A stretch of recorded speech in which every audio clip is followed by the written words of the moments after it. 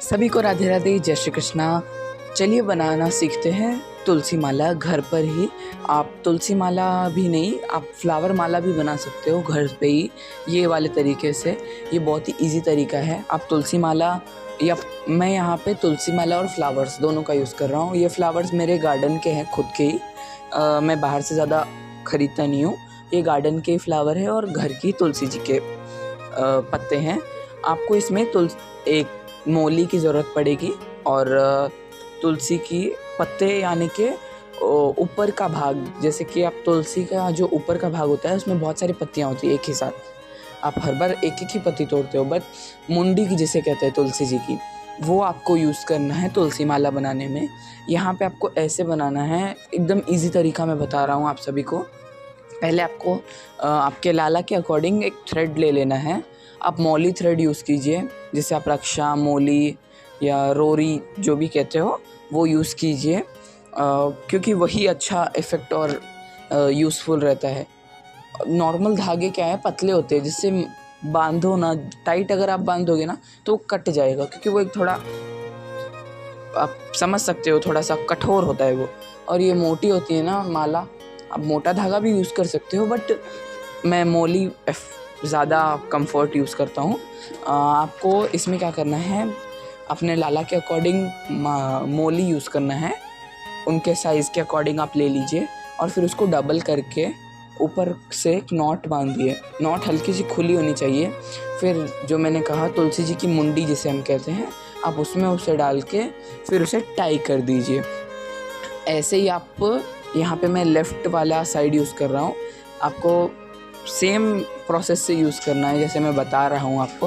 पहले आपको एक नॉट बांधनी है, उसमें एक फूल मीन्स उसकी डंडी, और फिर उसे थोड़ा सा टाई कर देना है, जिससे माला थोड़ी सी नॉर्मल हो जाएगी। आप सोच रहे होंगे गिर जाएगी फूल, और तुलसी नहीं गिरेगी।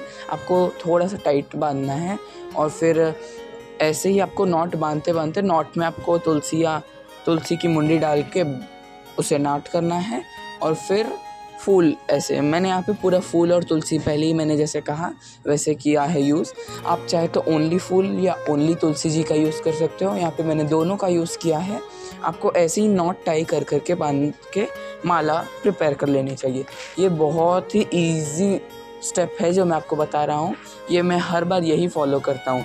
इसमें आपको बहुत कम तुलसी और फ्लावर भी वेस्ट होंगे, मीन्स यूज़ होंगे कम तुलसी और फ्लावर, और वेस्ट भी कम होंगे, जिससे कि आपका तुलसी भी बचेगा और फ्लावर भी बचेगा।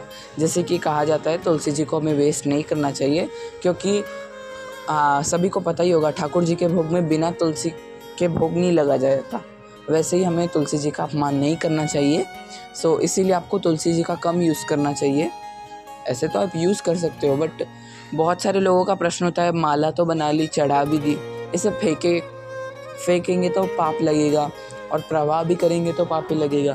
तो आप क्या कर सकते हो, इसका पाउडर बना के, आप चाय तो पीते ही होंगे, इंडियंस वेरी वेल चाय पीते ही हैं।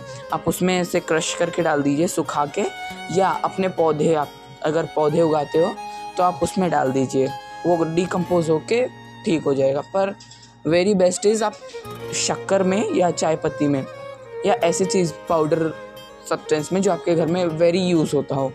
हमारे घर तो चाय ही ज़्यादा बनती है, तो इसीलिए मैं सूखा जो पाउडर होता है तुलसी का, वो मैं चाय पत्ती में डालता हूँ, जिससे कि चाय भी बन जाए और हमें भगवान का प्रसादम भी पीने मिले।